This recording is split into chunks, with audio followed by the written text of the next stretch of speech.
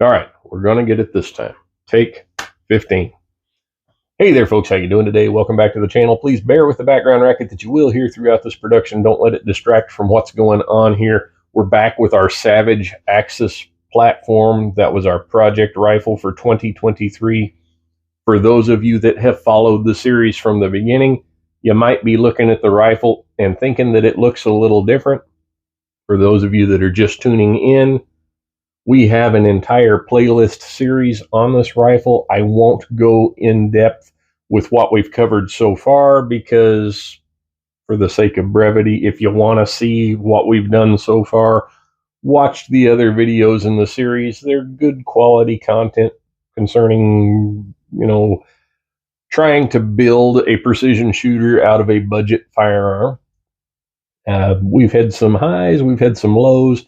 Some really interesting stuff has come up, and I'll go ahead and spoil it for you. This is not the same Savage Axis that we started out with earlier in the year. The other one had a longer barrel, had a thinner profile on the barrel. It was an early Savage Axis, and try as I might, I just couldn't consistently get really, really good groups out of that rifle. So I was looking at rebarreling it. A new barrel was going to be about $600 for the one that I wanted. And while I was trying to decide if I wanted to invest that much into the project, I found this bull-barreled, short-barreled, threaded-barreled Savage Axis on sale at Academy, and I purchased it. I sold the other one and recouped most of what this one cost me, so we kind of started over from scratch. Now, the barrel I was looking at for the other rifle was a Shaw precision barrel, and because I was looking into their barrels, I had read up on their barrel break-in procedure, and while slightly tedious, and in my opinion probably not completely necessary, I decided to incorporate that break-in procedure into the break-in on this new barreled action. So I took it out to the range, and I fired that first box of shells through it, which the first box, the box that I sighted this rifle in for, was 150 grain Remington core-locked ammunition. I've always had reasonable results with core-locked for a deer load, so I decided to go that route.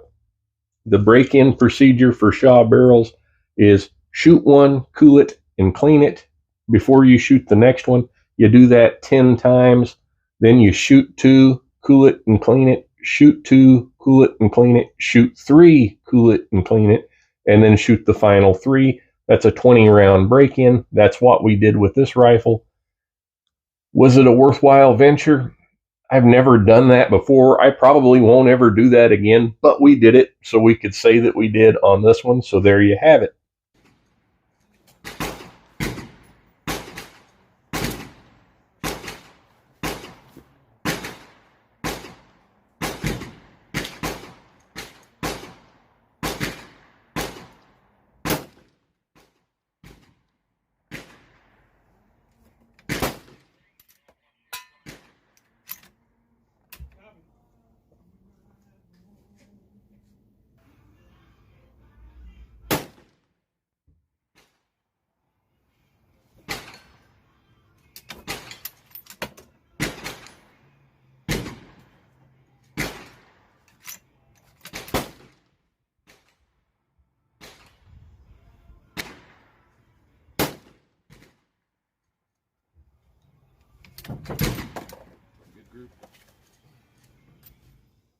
Best group that I got out of the Remington core-locked. Hold on, I've got them written down here. Let's see. I've got some notes. I'm going to read them, so bear with that. Zeroed with Remington core-locked 150s, netted a 3-shot best of 0.60 inches. I'll throw it up here so you can see it. It was a really good group.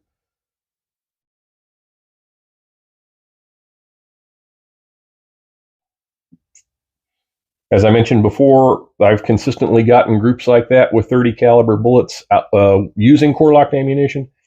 Here is a group out of my Savage 110 30-06, 150 grain core-locked as well.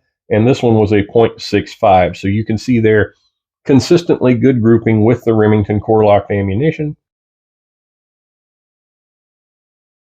So then I went ahead and I tried some Federal Fusion 165 grain, which, let's see, they're going to be the ones on top right there.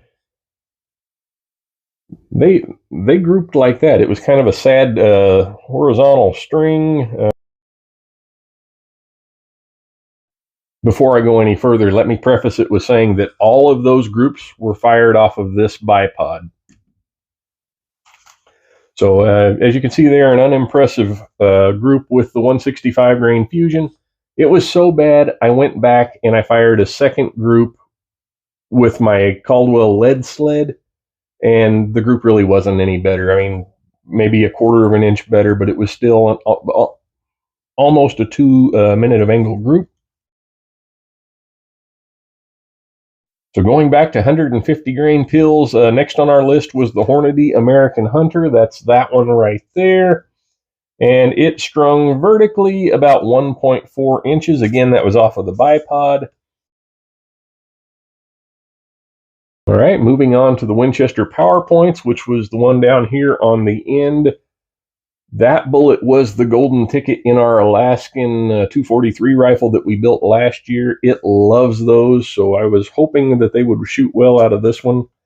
Very similar to the Hornady American Hunter group, 1.35 inches with a little bit of a vertical string there. So then trying Federal again, this time I went with the 150 grain PowerShock, which is the bottom box right there.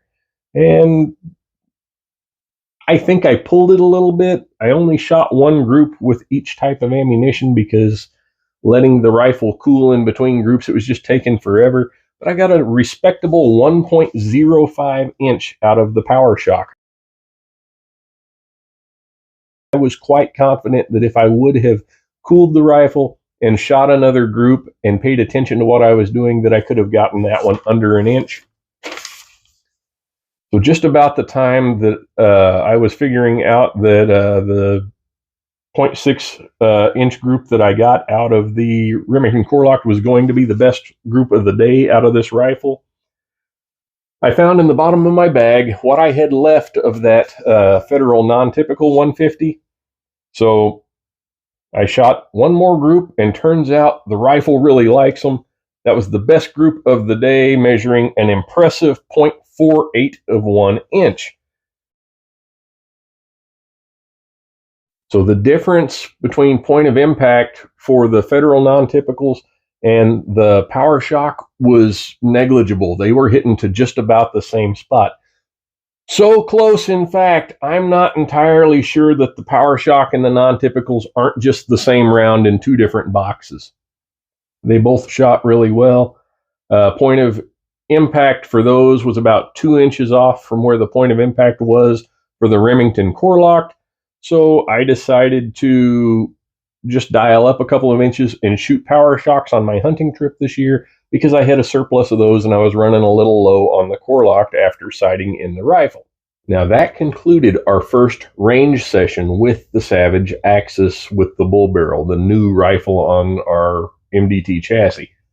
You probably noticed there are several boxes of ammunition out here in front that I did not mention. A viewer of the channel, a guy named Joe, yes, that Joe, loyal viewer, he's helped us out in the past here on the channel.